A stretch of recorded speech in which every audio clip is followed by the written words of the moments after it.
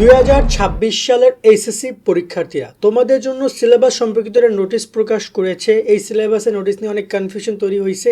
এই বিষয় নিয়ে কথা বলবো, তার সাথে তোমাদের পরীক্ষা কবে হইতে পারে, তোমাদের ফর্ম ফিল আপ সহ আর বেশ কিছু ইম্পর্টেন্ট আপডেটও রয়েছে এই ভিডিওতে। তাই সম্পূর্ণ ভিডিও শেষ পর্যন্ত দেখো এবং এই বিষয়গুলো যাদের দরকার তারা এই বিষয়গুলো জেনে যাবা। তো এখানে তোমার যদি আমরা নোটিশটা আগে একটু ক্লিয়ার করে দিতে চাই তাহলে ভালো হয় মনে হয়। গত 4 ডিসেম্বর নোটিশ দিছে, বাট ওয়েবসাইটে প্রকাশ করেছে এটা কবে, এটা ওয়েবসাইটে প্রকাশ করেছে গত 11 ডিসেম্বর, যতটুকু আমরা জানি। এই দেখতে পাচ্ছ 11 ডিসেম্বর, তার মানে তারা প্রায় 8-10 দিন পরে নোটিশ প্রকাশ করছে। এই জিনিসটা আমার মাথায় আসলো না। দ্বিতীয়ত এই নোটিশটা এর আগেও তারা একবার প্রকাশ করেছিল, একবার এর আগেও দিয়েছে, আবার একবার দিয়েছে, দুইবার কেন দিতে হবে আমি জানি না।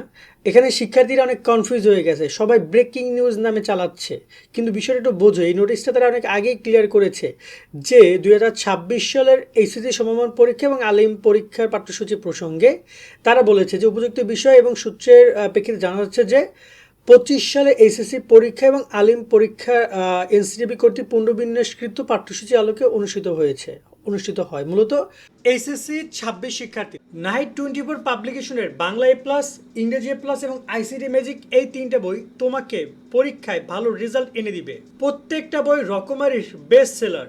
বোর্ড পরীক্ষা এখান থেকে হুবহু প্রশ্ন কমন আসে।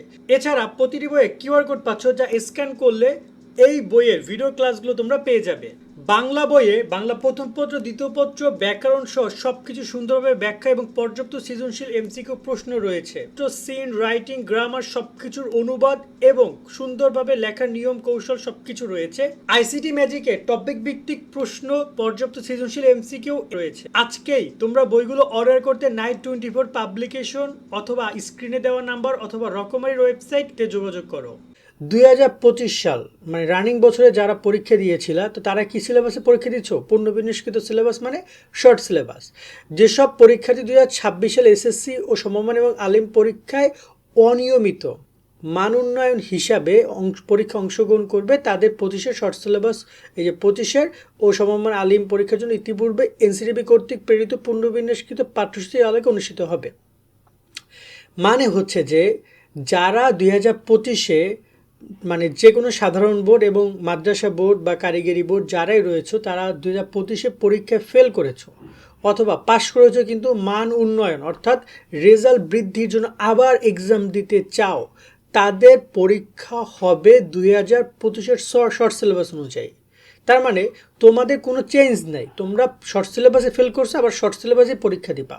কিন্তু এখানে চেঞ্জ আছে 26-এর জন্য। 26-এ পরীক্ষা হয়েছিল ফুল সিলেবাসে হবে এবং তাদের পরীক্ষা ফুল সিলেবাসে এবারও হবে, সেটা সিদ্ধান্ত দিয়ে দিছে তারা। তার মানে প্রশ্ন হবে 2টা, বাংলাও 2টা কোশ্চেন হবে।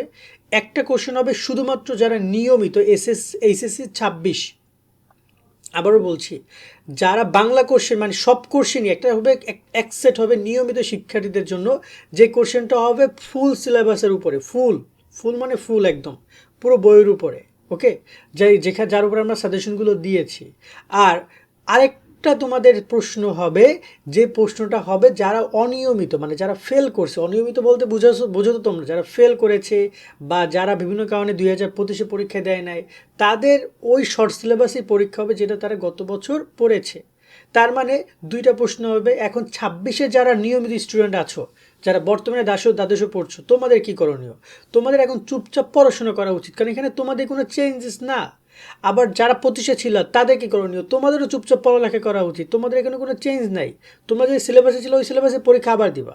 26-এর সিলেবাস, 26-এর শিক্ষার্থী তো প্রথম থেকেই জানো যে তোমাদের ফুল সিলেবাসের পরীক্ষা, সো তোমরা প্রথম থেকে ফুল সিলেবাস পড়বা। জাস্ট এখানে তারা মানদণ্ডটা নির্ধারণ করে দিল যে কার কোন সিলেবাসের পরীক্ষা, জাস্ট জানাই দিল অবগতির জন্য, বাট তোমরা বিষয়টা অনেক আগে থেকেই জানো।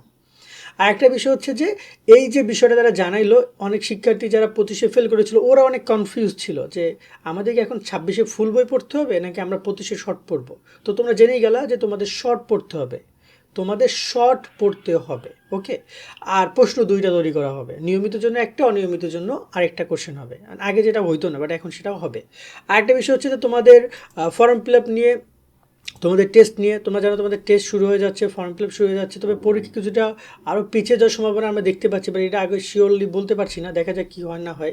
সামনে অনেক আপডেট আসবে তোমাদের এক্সাম নিয়ে, সেগুলো পেতে আমার সাথে কানেক্টেড থাকো। সকলে অনেক অনেক ভালো থাকবা। আল্লাহ হাফেজ।